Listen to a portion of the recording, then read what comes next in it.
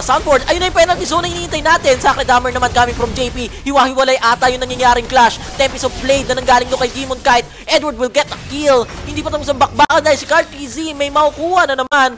1-to-1 trade uli. Pero Renny J, mukhang delikado ang pwesto niya at kailangan niya muna atang mag-out. Ganon din si Benny.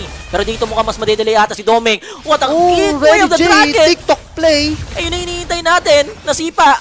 Pero Tempest of Blade, Benny Cutie, paano na? Bagsak na yung gold laner dito ng Team Liquid PH. Renny J, another Jeet Kundo. Makakakuha pa ng kill. Game 3 ang sigaw dito ng Aurora. Pero Sanji, Soundboard nandito na. Meron pa penalty zone na ibibigay. Kaso hindi ata tumama. Pero si Domeng, tinamaan. Eto na ang ganting api ng Team Liquid PH. Renny J, boy pa rin. Jeet Kundo, Way of the Dragon. Pero JP, ang ganda ng pwesto niya dito ha. Hindi ata aware. Kaya yun na, nakita implosion, binigay ito sa Cho. Sacred Hammer, hindi nga lang ko-connect yung skill dito ni Sanji, pero makakuha pa rin naman yan ni Sanford. Sanford onto the backline, dalawa yung tinamaan ng penalty zone. Critical na dito si Edward. Flicker nagamit na rin, and Spear of Destruction, hindi na itutuloy pa ni Domeng, dalunat yung lua ni yung turtle natin. Di paniguradong nakalamang na yung Team Liquid PH. Yung both jungle sila, sinon parehas yung gold lanes. Miyembro ng Aurora, killing spree for Sanford. Makukuha naman siya dyan. Spear of Destruction. Easy na ulit sila. Second lord or third lord. Uy, wala kasi Renny dito J, nag-pick up na naman. Kite, andito na. CarTZ, masyado pang malayo. Ito na yung Tempest of Blade na hinihintay natin. Demon Kite with a killing spree. May makukuha naman si Sanford dun sa backline. Renny J, mag-isa na lang siya dito. 3v1, hinahabol na nga. Demon Kite, low din naman. Hindi siya makakapag-respo. And JP will get that kill. There's a 2-to-1 trade in favor of Team Liquid PH. Ang problema lang, wala si Benny Cutie. Hindi sila makakatulak. Kung palag to, lalo na't may Tempest of Blade pa. Yung Ling. And Edward nandito na sa harap. Spear of Destruction, tatama naman. Pero naabutan na implosion. Penalty zone, binigay na rin Tempest of Blade.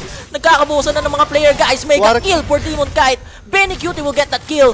Yuwa will get Sanford. Dalawa na yung bagsak sa Team Liquid PH. JP going down pero makakapag-out naman. That's a 1-to-2 trade. Pero yung Lord nakakuha ng Team Liquid. Chip, sino yung tingin mong lamang? Uy! Sanford with a penalty zone. Yung magagamit naman yung Purify niya. Pero Way of the Dragon, masyado ato malalim yan. Implosion na cancel. Grenade, pinasaab ng bomba ni Benny Cutie. Renny J will go down. Yue makakakuha ng mga na-kill. Pero Demon Kite sa likod. Tempest of Blade. Wind of Nature was pop. At hindi na nga makakakuha pa ng mga boom. Cancel out lang talaga ng Aurora. Pero Spear of Destruction tatama. Demon Kite nandito nga. Burado mga guys. Yung bagyong Benny natin, implosion. Pero nasan yung follow-up damage coming from Team Liquid. Edward will get another kill. Tempest of Blade kay Demon Kite. Killing spree. 4 yung bagsak. Tanging si Sanji na lang ang buhay.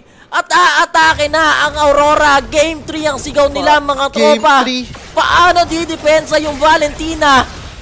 And mukhang bagsak na nga. It's a wipe out. 5-0 trade. Aurora, partner, Game 3. Sumpit ng kamatayan. Sumpit ng kamatayan. Sabi ko naman sa'yo. From Domeng.